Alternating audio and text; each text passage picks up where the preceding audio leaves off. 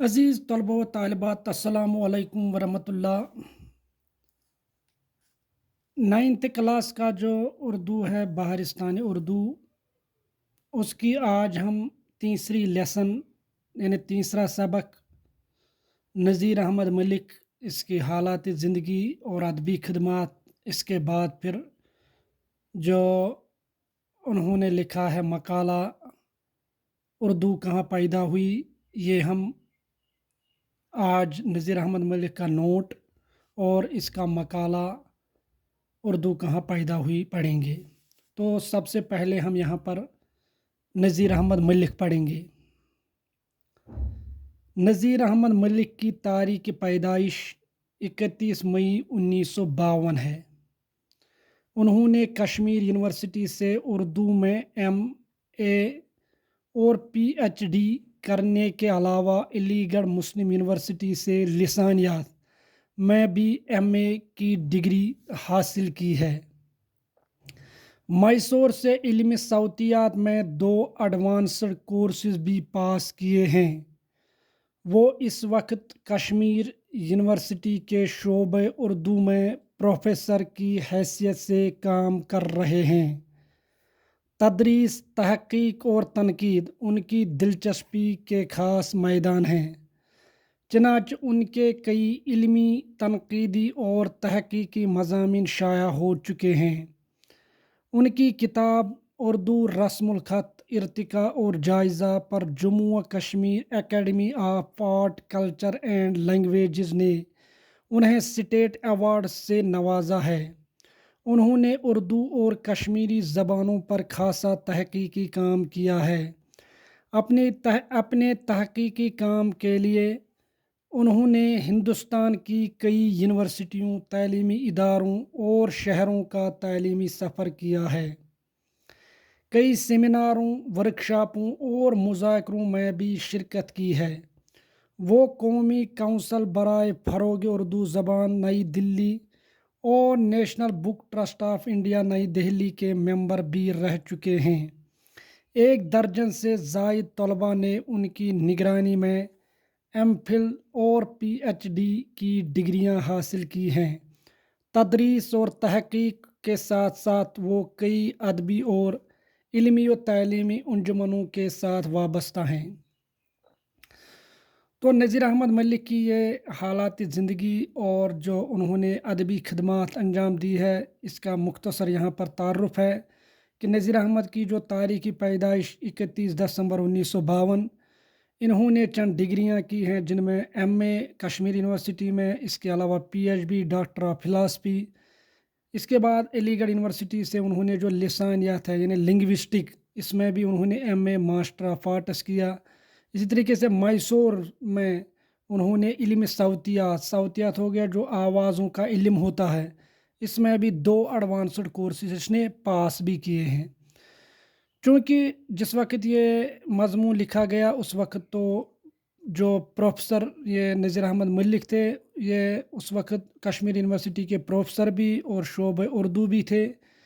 तो लेकिन अब चूँकि वो रिटायर हो चुके हैं, तो यानी उन्होंने कश्मीर यूनिवर्सिटी में एज ए शोबे उर्दू भी आप रहे हैं, हेड ऑफ़ द डिपार्टमेंट, और इसी तरीके से वो उर्दू के प्रोफेसर भी बहरहाल रह चुके हैं। उनकी दिलचस्पी के मैदान तो 3 हैं। तदरीस यानी पढ़ाना, तहकीक हो गया रिसर्च, और इसी तरीके से तनकीद यानी क्रिटिसिज्म, ये उनकी दिलचस्पी के मज़ामीन हैं। तो इस पर उन्होंने मज़ामीन भी लिखे, इल्मी भी, तनकीदी भी और तहकीकी भी, ये उनके मज़ामीन भी शाया हो चुके हैं। उनकी चंद किताबें हैं, लेकिन उनकी एक किताब है उर्दू रस्मुल ख़त, इर्तिका और जायज़ा।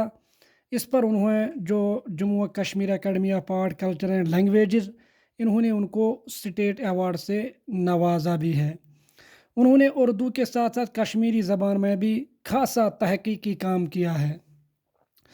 तो इस तहकीकी काम के लिए उसको हिंदुस्तान की मुख्तलिफ़ यूनिवर्सिटियों, चाहे वो तालीमी इदारे हैं, शहरों का, इन्होंने तालीमी सफ़र भी किया। इसके अलावा जो ज़बान के हवाले से सेमिनार हुए हैं, वर्कशॉप हुए हैं, या मुज़ाकरे बहस मुबाहिसा हुए हैं, बहरहाल उनमें भी उन्होंने शिरकत की है। कौमी कौंसल जो बराए फ़रोग़ उर्दू ज़बान, ये नई दिल्ली की एक जो उर्दू के फ़रोग़ के लिए एक कौंसल है जो काम कर रही है। इसी तरह national book trust of India भी, तो नई दिल्ली इनके आप मेंबर भी रहे हैं। तो एक दर्जन से ज़्यादा तालिब इल्मों ने उनकी जो निगरानी में है वो एमफिल यानी मास्टर ऑफ फ़िलासफ़ी और पीएचडी डॉक्टर ऑफ फ़िलासफ़ी ये डिग्रियां हासिल की हैं। तो तहकीक तदरीस तदरीस तहकीक के अलावा वो अदबी भी इल्मी तालीमी अंजुमनों के साथ वाबस्ता भी रह चुके हैं। तो अब इसका मज़मून हम पढ़ेंगे, उर्दू कहाँ पैदा हुई। उर्दू कहाँ पैदा हुई। अब यह है मकाला नज़ीर अहमद मलिक का। बरसगीर हिंदो पाक ज़बानों का एक अजायब खाना है। यहाँ लातेदार छोटी बड़ी ज़बानें बोली जाती हैं। इन तमाम ज़बानों के खित्ते और इलाके मुतय्यन हैं। यही वजह है कि इनमें बेशतर ज़बानों के नाम अपने अपने खित्तों और इलाकों की निस्बत से करार पाए हैं। मसलन बंगाल की ज़बान बंगाली है, सिंध की ज़बान सिंधी है, गुजरात की ज़बान गुजराती, पंजाब की पंजाबी, कश्मीर की कश्मीरी और लद्दाख की लद्दाखी वगैरह। इनके बरअक्स उर्दू बरसगीर की वाहिद ज़बान है जिसका कोई इलाका या मकाम मुतय्यन नहीं है। ये बरसगीर के तमाम खित्तों में और इलाकों में बोली जाती है। बरसगीर यानी बरसगीर के तमाम खित्तों और इलाकों में इसके बोलने वाले कम या ज़्यादा नज़र आते हैं। इसका नाम भी किसी खित्ते या इलाके से मंसूब नहीं है, लेकिन अपनी जगह पर यह भी एक हकीकत है कि बरसगीर के तमाम इलाकों में इसकी कोई न कोई इलाकाई सूरत मौजूद है। मसलन दक्कनी उर्दू, गुजराती उर्दू, पंजाबी उर्दू, सिंधी उर्दू, कश्मीरी उर्दू वगैरह। इलाकाई सूरत से मुराद ज़बान की वो सूरत है जिसमें मकामी ज़रूरियात और लबो लहजा के एतबार से कुछ मखसूस लिसानी खसूसियात शामिल हो गई हों। आम तौर पर जब हम उर्दू ज़बान की बात करते हैं तो हमारे जहन में उर्दू का एक मयारी रूप होता है जो किसी इलाके और खित्ते की निशानदेही नहीं करता। लेकिन जब हम किसी इलाके या खित्ते की उर्दू की बात करते हैं तो फ़ौरन इस इलाके और खित्ते से वाबस्ता लिसानी खसूसियात हमारे जहन में आती हैं। तो ये है पहला पैराग्राफ, उर्दू कहाँ पैदा हुई। इसमें जो है इसकी वजाहत जो है, चूँकि बरसगीर हिंदो पाक जो होता है इसको कहा गया बरसगीर। बर हो गया खुश्की, सगीर हो गया छोटा, मीनज खुश्की का छोटा टुकड़ा। इसमें हिंदो पाक के इलाके आते हैं, चाहे वो हिंदुस्तान हो, पाकिस्तान हो, बांग्लादेश हो, बर्मा हो, भूटान हो वगैरह, ये सब इलाके इसके झैल में आते हैं। तो इसको क्या कहा गया, अजायब खाना। अजायब खाना किसको बोलते हैं, अजायब घर। इन्हें ऐसी जगह जहाँ पर मुख्तलिफ नादिर और नायाब चीज़ें रखी जाती हैं उसको हम बोलते हैं अजायब खाना, यानी म्यूज़ियम जिसको हम बोलते हैं इंग्लिश में। क्योंकि यहाँ तो लातेदार छोटी बड़ी ज़बानें बोली जाती हैं। जिस तरह अजायब खाने में लातेदार चीज़ें होती है, इसी तरह यहाँ पर बहुत सी ज़बानें बोली जाती हैं। और हर ज़बान का जो खत्ता है, इलाका यानी तबका जो है, या इसी तरीके से इलाका जो है यानी मखसूस खत्ता, मखसूस रकबा जो होता है, ये क्या है, मुकर्रर है। यानी हर ज़बान अक्सर इन तमाम ज़बानों के जो हैं खित्ते भी हैं और इलाके भी क्या है, मुकर्रर है। इसीलिए हम देखते हैं कि बहुत सी ज़बानों के नाम उनके इलाकों पर ही रखे गए हैं। मिसाल बंगाल की जो हदूद है, यानी जहाँ पर ये जो इसकी बाउंड्री है वहाँ पर तो सिर्फ बंगाली बोली जाती है। इसी तरह के सिंध के इलाके में सिर्फ सिंधी, गुजरात की ज़बान गुजराती, पंजाब की पंजाबी, कश्मीर की कश्मीर और लद्दाख की लद्दाखी। तो इसके बरक्स हो गया बरखलाफ। अगर हम देखेंगे कि उर्दू जो है वो बरसगीर की यानी हिंदू पाक की वो वाहिद ज़बान है जिसका कोई भी इलाका न मकाम मुतय्यन नहीं है, यानी मुकर्रर नहीं है कि चलो ठीक है इसका ये इलाका मुकर्रर है, सिर्फ यहाँ पर ये बोली जाती है। लेकिन ऐसा नहीं है, बल्कि क्या है, ये बरसगीर के यानी जो हिंदू पाक के तमाम इलाके हैं ان میں یہ بولی جاتی ہے۔ ہر خطے میں آپ کو اس کے بولنے والے چاہے کم یا زیادہ تو ضرور نظر آئیں گے، اسی لیے اس کا نام بھی کسی خطے یا علاقے پر نہیں رکھا گیا۔ لیکن ایک بات تو اپنی جگہ یہ بھی حقیقت ہے کہ ہر علاقے میں اس کی کوئی نہ کوئی علاقائی صورت موجود ہے۔ مثلا دکن میں اس کی ایک الگ صورت ہے، گجرات میں الگ، پنجاب میں الگ، سندھ میں الگ، کشمیر میں الگ وغیرہ۔ اب اس نے بولا کہ علاقائی صورت سے ہم زبان کی وہ صورت مراد لیں گے، یعنی زبان کی وہ شکل ہے جس میں مقامی ضروریات اور لب و لہجہ ہو گیا انداز بیان، ان کی اس کے اعتبار سے کیا ہے، کچھ مخصوص کچھ خاص جو ہیں لسانی خصوصیات، زبان کی خصوصیات جو ہیں اس میں شامل ہو گئی ہوں۔ چونکہ ہم دیکھتے ہیں کشمیر میں الگ طریقے کی زبان بولی جاتی ہے، اردو بھی ہی اگر کشمیر میں بھی اگر کشمیر کا کوئی اردو بولے، سندھ کا کوئی اردو بولے، پنجاب کا اردو بولے، تو ان کی جو مقامی زبان ہے ان کا جو انداز بیان ہے وہ اردو زبان پر ضرور پڑتا ہوگا۔ اس سے پتہ چلتا ہے کہ ہاں جو مقامی ضروریات کے لب و لہجے اور جو ہے ضروریات اس کا اثر اس زبان پر پڑا ہے، تو اس کو ہم بولتے ہیں کیا، یعنی علاقائی صورت۔ تو جب ہم اردو زبان کی کیا کرتے ہیں، بات کرتے ہیں، تو ہمارے زبان میں کیا ذہن میں کیا آتا ہے، معیاری روپ۔ معیاری روپ ہم کس کو بولتے ہیں، جو مقررہ پیمانے کے مطابق ہو، یعنی جس میں کسی قسم کی آمیزش نہ ہو۔ تو یہ تو کسی خطے کی نہ علاقے کی نشاندہی کرتا ہے۔ لیکن جب ہم کسی علاقے یا خطے کی اردو بات کرتے ہیں تو ہمارے ذہن میں کیا آتا ہے، ٹھیک ہے اردو زبان تو ذہن میں آتی ہے، لیکن اس علاقے کی جو لسانی خصوصیات وہ ہمیں ضرور ذہن میں آتی ہے کہ ہاں اس کے بولنے کا انداز، اردو کے بولنے کا انداز اس کا یہ ہوتا ہے، دوسرے کا علاقے کا یہ ہوتا ہے۔ تو ورنہ ہمارے ذہن میں جب اردو زبان آتی ہے تو اس کا معیاری روپ ہوتا ہے۔ تو یہ تو تھی اس کی یعنی وضاحت اس پیراگراف کی۔ اب اس کے بعد اردو برصغیر کی واحد زبان ہے جس نے اپنے ارتقاء کے دوران، یعنی نشو و نما کے دوران مختلف نام اختیار کیے ہیں۔ مثلاً مسلمانوں کے دور حکومت میں ہندوستان کی سرکاری زبان فارسی تھی، اس لیے فارسی کے مقابلے میں اس کا نام ہندی یا زبان ہندوستان رکھا گیا۔ جعفر زٹلی جو عہد اورنگزیب کے ایک اہم طنز نگار شاعر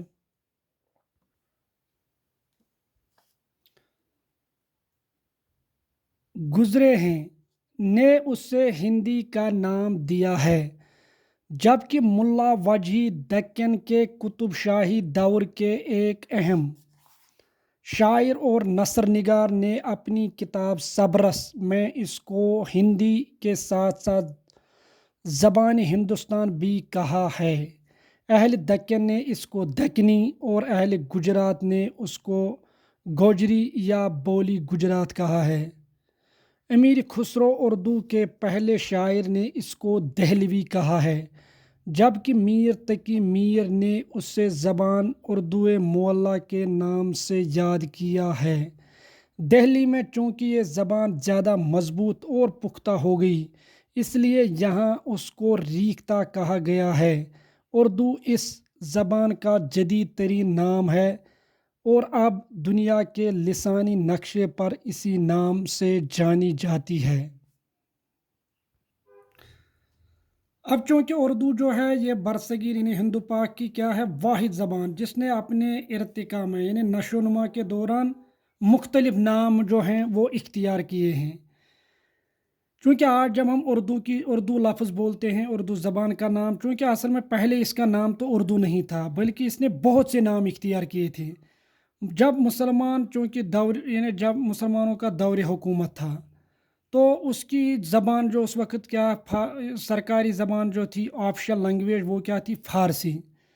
تو فارسی کے مقابلے میں اس کو کیا نام دیا گیا تھا، ہندی یا زبان ہندوستان۔ اس کے بعد پھر جو جعفر زٹلی ہے، جعفر زٹلی یہ اصل میں اورنگزیب کے دور کے جو ایک طنز نگار شاعر تھے۔ طنز نگار ہو گیا جو تمسخر اڑاتا ہو، مذاق اڑاتا ہو یا تنقید کرتا ہو، تانا دینے والے شاعر۔ تو یہ اورنگزیب کے دور میں اس نے کیا کہا، اس نے اس کو ہندی کا نام دیا ہے۔ کس نے، جعفر زٹلی نے اس کو ہندی کا نام دیا ہے۔ جو ملا وجہی تھے، ملا وجہی یہ دکن کے قطب شاہی دور کے ایک اہم شاعر بھی تھے اور نثر نگار بھی تھے، یعنی ادیب بھی تھے اور شاعر بھی تھے۔ اس نے اپنی کتاب جو ہے صبرس، اس میں انہوں نے ہندی بھی اس کا نام دیا ہے، لیکن ساتھ ساتھ زبان ہندوستان بھی۔ جو اہل دکن والے ہیں، یعنی ساؤتھ والے جو تھے، انہوں نے اس کو دکنی بھی کہا ہے، اور اسی طریقے سے جو گجرات کے رہنے والے ہیں انہوں نے گوجری یا بولی گجرات بھی اس سے کہا ہے۔ اسی طریقے سے جو امیر خسرو ہیں، یہ اردو کے پہلے شاعر تھے، انہوں نے اس کو کیا کہا؟ دہلوی کہا ہے۔ میر تقی میر جو اردو غزل گوئی کے بادشاہ ہیں، انہوں نے اس کو اردوی معلیٰ کہا ہے۔ چونکہ دہلی میں جو ہے یہ زبان زیادہ پختہ ہو گئی، چونکہ اسی کے آس پاس یہ علاقے میں اصل میں اس کا وہ بولی جاتی تھی زیادہ تر، اس لیے اس کو کیا کہا جاتا وہاں پر ریختہ۔ جس طرح ایک شعر ہے جو میر تقی یعنی غالب کا ہے کہ ریختہ کہ تم ہی استاد نہیں ہو غالب، کہتے ہیں اگلے زمانے میں کوئی میر بھی تھا، تو وہاں پر اس کو دہلی میں کیا کہا گیا؟ ریختہ۔ تو اردو جو ہے یہ اس کا جدید ترین نام ہے، اور اب دنیا کے جو لسانی نقشے ہیں تو اس میں اس کا نام یہی اردو رکھا گیا ہے۔ تو اس طریقے سے اردو نے اپنے ارتقاء میں نشو و نمانے میں بہت سے نام اختیار کیے ہیں۔ اردو صحیح معنوں میں ایک مخلوط یا ملی جلی زبان ہے۔ یہ برصغیر میں مسلمانوں کی آمد کے بعد عربی، فارسی، ترکی اور بعض مقامی بولیوں کے میل جول اور ہندو اور مسلمانوں کی سماجی اور معاشرتی ضرورتوں کے پیش نظر زیادہ ابھر کر سامنے آ گئی۔ مسلمانوں کی آمد سے کچھ عرصہ پہلے جدید آریائی زبانوں کی ابتدائی صورتیں نمودار ہو گئی تھیں، لیکن ان کی کوئی خاص اہمیت نہیں تھی۔ مسلمانوں کے گہرے تہذیبی اثرات نے ان زبانوں کی ترقی کے امکانات کو زیادہ روشن کیا۔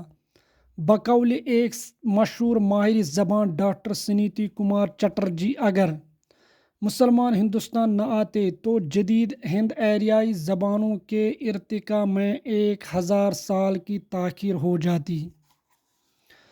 مسلمانوں کی آمد اور ہندوستانی سماج پر ان کے گہرے تہذیبی اثرات نے ان زبانوں کی تقدیر روشن کر دی، اور یہ بہت جلد ارتقائی منزلیں طے کرنے لگی۔ ان میں جدید ہند آریائی زبانوں میں ایک زبان جو بعد میں مختلف نام تبدیل کر کے اردو کہلائی، اس لیے زیادہ ابھر کر سامنے آئی کیونکہ یہ خاص طور سے اپنے اندر عربی فارسی الفاظ جذب کرتی گئی اور آہستہ آہستہ کم سے کم لفظی سطح پر فارسی سے قریب تر ہوتی گئی۔ ملک کی سرکاری زبان فارسی رہی، لیکن عام گفتگو کی زبان اردو ہی قرار پائی۔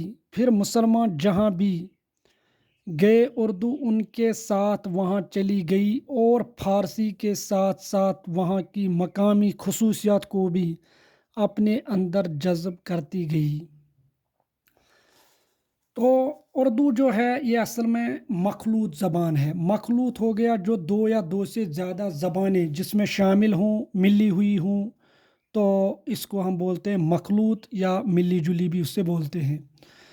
چونکہ جب برصغیر یعنی ہندو پاک میں جب اس وقت تو ہندوستان پاکستان اکٹھے تھے، جب مسلمان جب آئے تو وہ اپنے ساتھ کیا لائے؟ عربی، فارسی اور ترکی زبان، چونکہ وہ عرب سے بھی آ گئے، اسی طریقے سے ایران افغانستان سے بھی آ گئے اور ترکی سے بھی آ گئے۔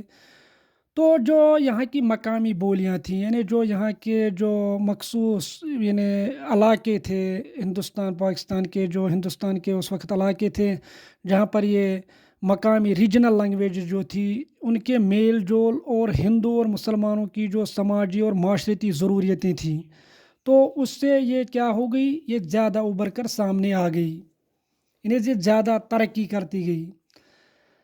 اب چونکہ مسلمان جب ہندوستان آئے تو یہاں پر جو جدید ہند آریائی زبانیں ہیں، جن میں سندھی، پنجابی وغیرہ اور بھی بہت سی زبانیں تھیں، تو उनकी जो इब्तदाई सूरतें थी वो तो नमूदार हो गई थी, लेकिन चूँकि उनकी ख़ास अहमियत नहीं थी। लेकिन जब मुसलमानों ने उस पर यानी मुसलमानों के जो उनके गहरे तहज़ीबी असरात तो उन पर पड़े, तो उन ज़बानों की जो तरक्की है, वो उन ज़बानों ने ज़्यादा तरक्की की है। जिस तरीके से यहाँ पर मशहूर माहिर ज़बान जो हैं सुनीति कुमार चटर्जी, उन्होंने इस बात का एतराफ़ किया कि अगर मुसलमान हिंदुस्तान ना आते, तो जो हिंदी हिंदी जदीद हिंद आरियाई ज़बानें यहाँ की थीं, उनको नशोनुमा पाने में तकरीबन 1000 साल लगते। अगर यहाँ पर क्या मुसलमान नहीं आते, तो इस तरीके से जो जदीद हिंद आरियाई ज़बानें उनकी तकदीर जो है मुसलमानों के आमद से ही रोशन हो गई। तो इस इसके बाद फिर क्या हो गया, ये तो बहुत जल्द तरक्की की मंजिलें तय करने लगी। इन जदीद हिंद आरियाई ज़बानों में एक ख़ास ज़बान जो बाद में उर्दू कहलाई, चूँकि इससे पहले उसके मुख्तलिफ नाम जो हमने पढ़े, हिंदी, ज़बान हिंदुस्तान, रीख्ता, उर्दू मोला वगैरह, तो इसने ये ज़्यादा उभर कर सामने आई। क्यों? क्योंकि ये अपने अंदर अरबी भी, फ़ारसी ज़बान भी जज़ब करती गई। चूँकि आज भी हम जब उर्दू में देखते हैं तो इनमें फ़ारसी लफ्ज़ की कसरत, अरबी ज़बान के अल्फाज की कसरत। तो इस तरीके से जब ये ज़्यादा उभर कर इसलिए सामने आई चूँकि ये अपने अंदर दूसरे लफ्ज़ को जज़ब करती रही। यहाँ पर एक बात याद रखिए कि जो ज़बान नए नए अल्फाजों को अपने अंदर न समोए, वो ज़बान तरक्की नहीं करती, बल्कि वो फिर आहिस्ता आहिस्ता अपनी मौत आप मर जाती है। तो फिर मुसलमान जहाँ जिस इलाके में भी गए, तो वहाँ पर क्या हो गया, उर्दू भी उनके साथ चली गई, और आहिस्ता आहिस्ता जो वहाँ की जो फ़ारसी के साथ साथ जो मकामी वहाँ की खसूसियत थी, वो सब चीज़ें ये अपने अंदर जज़ब करती गई। इसीलिए ये तरक्की के मनाजिल ज़्यादा ही तय करती गई। फ़ारसी और मकामी खसूसियात की इस आँख मचोली के सबब माहिरीन ने इसकी जाय पैदाइश से मुतअल्लिक़ मुख्तलिफ और मुतज़ाद नज़रिए पेश किए हैं। कोई ये कहता है कि उर्दू दक्कन में पैदा हुई है, किसी का दावा है कि उर्दू सिंध में पैदा हुई है, किसी का नज़रिया है कि उर्दू की जाय पैदाइश दिल्ली है, तो कोई कहता है कि उर्दू का ताल्लुक़ सरज़मीन पंजाब से है। दरअसल उर्दू ज़बान एक मुरक्कब तहज़ीब की पैदावार है। तहज़ीब की किस राव ने इसको किस इलाके में किस मखसूस वक्त में जन्म दिया है, इसका अंदाज़ा करना बहुत मुश्किल है। इस लिए कि उर्दू महज एक ज़बान का नाम नहीं है, बल्कि एक तहदार मुश्तरका तहज़ीबी रंगा रंगी का नाम है। इस तहज़ीबी रंगा रंगी की सही रूह को समझने की ज़रूरत है। अब चूँकि फ़ारसी और जो मकामी खसूसियात है, इसकी जो आँख मचोली है, आँख मचोली कहते हैं जो कोई चीज़ जो आसानी से हाथ ना आए। तो बहरहाल फ़ारसी भी और मकामी खसूसियात की जो आँख मचोली के सबब, क्योंकि माहिरीन ने उसकी जाय पैदाइश यानी उसकी जो पैदाइश की जगह है, इसके मुतल्लिक़ उन्होंने मुख्तलिफ भी इन्हें अलग अलग और मुतज़ाद भी नज़रिए पेश किए हैं। मुतज़ाद हो गया जो एक दूसरे की ज़िद हों, यानी एक ने एक कहा, दूसरे ने दूसरी बात कही। नज़रिया हो गया थ्योरी, इन्हें तसव्वुर, ये उन्होंने क्या किए, पेश किए हैं। अब कोई कहता है कि उर्दू दक्कन में पैदा हुई, क्या हुई है, दक्कन में पैदा हुई है। तो किसी का दावा क्या है, किसी ने उसको क्या कहा है, उसने सिंध कहा है। किसी का नज़रिया है कि उर्दू की जाय पैदाइश दिल्ली है, तो कोई कहता है कि सरज़मीन पंजाब से है। क्योंकि जिसने दक्कन कहा है वो नसीरुद्दीन हाशमी है। इसी तरीके से सिंध में जो जिसने कहा है वो सैयद सुलेमान नदवी। दिल्ली में कहा है तो यह है प्रोफेसर मसूद हुसैन खान। किसी ने पंजाब कहा है वो हाफिज़ महमूद खान शीरानी। اصل میں جو اردو زبان ہے یہ مرکب تہذیب کی پیداوار ہے، چونکہ اس میں جہاں مسلمانوں کی تہذیب سمٹی ہوئی ہے وہاں پر ہندوؤں کی تہذیب بھی۔ تو بہرحال اس تہذیب کی رو نے اس کو کس علاقے اور کس مخصوص وقت میں جنم دیا ہے، اس کا اندازہ کرنا بہت ہی مشکل ہے، چونکہ ہم دیکھتے ہیں کہ اردو صرف ایک زبان کا ہی نام نہیں ہے، بلکہ یہ ایک تہدار یعنی جس کی کئی تہیں ہیں، مشترکہ تہذیبی جو رنگا رنگی ہے، تنوع ہے جو مشترکہ تہذیب کا، یہ اور یہ بھی ایک ہی نہیں ہے بلکہ یہ تہدار مشترکہ تہذیبی رنگا رنگی کا نام ہے۔ تو جو یہ تہذیبی رنگا رنگی ہے، تہذیبی تنوع ہے، اس کی صحیح روح کو سمجھنے کی ضرورت ہے۔ اردو کی جائے پیدائش کے سلسلے میں مندرجہ بالا نظریوں میں آج کل جو نظریہ زیادہ عام اور قابل قبول ہے وہ یہ ہے کہ اردو دہلی اور اس کے گرد و نواح میں پیدا ہوئی ہے۔ یہ نظریہ پروفیسر مسعود حسین خان نے اپنی کتاب مقدمہ تاریخ زبان اردو میں پیش کیا ہے۔ انہوں نے تاریخی لسانیات کے اصولوں کے پیش نظر اپنے نظریے کی تشکیل کی ہے۔ ان کے خیال میں مسلمان جب پنجاب سے دہلی میں داخل ہوئے تو اس وقت دہلی اور اس کے گرد و نواح میں 3 بولیاں بولی جاتی تھیں۔ مغرب میں ہریانوی رائج تھی، شمال مشرق میں کھڑی بولی اور جنوب میں برج بھاشا بولی جاتی تھی۔ اردو کی تشکیل اور اس کے ارتقاء میں ان تینوں بولیوں نے حصہ لیا ہے، لیکن ان کے خیال میں اردو کے آغاز و ارتقاء میں برج بھاشا کے مقابلے میں ہریانوی اور کھڑی بولی کا زیادہ حصہ ہے۔ یہی وجہ ہے کہ قدیم اور دکنی اردو پر کھڑی بولی کے ساتھ ساتھ ہریانوی کے نمایاں اثرات دیکھے جا سکتے ہیں۔ بعد میں اردو جوں جوں ترقی کرتی گئی، ہریانوی کے اثرات زائل ہوتے گئے، یہاں تک کہ شمالی ہندوستان میں 18ویں صدی کے وسط میں تحریک زبانی اصلاح کے دوران شاہ حاتم اور ان کے معاصرین نے ان اثرات کو ختم کر دیا۔ اب جو اردو کی جائے پیدائش ہے اس میں مختلف نظریہ بتائے گئے۔ کسی نے سندھ کہا ہے، کسی نے دکن کہا ہے، کسی نے برج بھاشا سے نکلی ہوئی کہا ہے، کسی نے پنجاب سے نکلی ہوئی کہا ہے۔ تو جتنے بھی اوپر دیے گئے نظریہ ہیں، تھیوریز ہیں، تصور ہیں، اس میں آج کل جو قابل قبول یعنی مانا جانا، قبول عام جس کو ہوئی جس نظریے کو، وہ ہے کہ اردو جو ہے وہ دہلی اور اس کے گرد و نواح یعنی دہلی اور آس پاس کے علاقے میں اس کا جو ہے اوریجن ہوا، پیدا ہوئی ہے۔ یہ نظریہ جو ہے، یہ تھیوری کس نے پیش کی ہے؟ پروفیسر مسعود حسین خان، اور ان کی کتاب جو ہے مقدمہ تاریخ زبان اردو میں انہوں نے پیش کیا ہے، چونکہ انہوں نے تاریخی لسانیات جو ہیں ان کے اصولوں کو پیش نظر رکھ کر یہ نظریہ جو ہے اس کی شکل دی ہے۔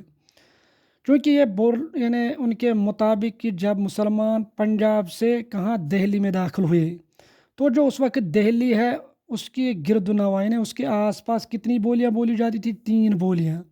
ایک تو مغرب کی طرف ہریانوی جو کا رواج تھا، شمال میں کھڑی بولی اور جنوب میں برج بھاشا، یعنی ایک تو ہریانوی، کھڑی بولی اور برج بھاشا، یہ اس کے آس پاس علاقوں میں جنوب کی طرف، مشرق کی طرف اور مغرب کی طرف، یہ تینوں طرف یہ زبانیں بولی جاتی تھی۔ کیونکہ اردو کو شکل دینے میں، اردو کی تشکیل میں ان تینوں زبانوں کے جو ہے ان بولیوں کا حصہ رہا ہے۔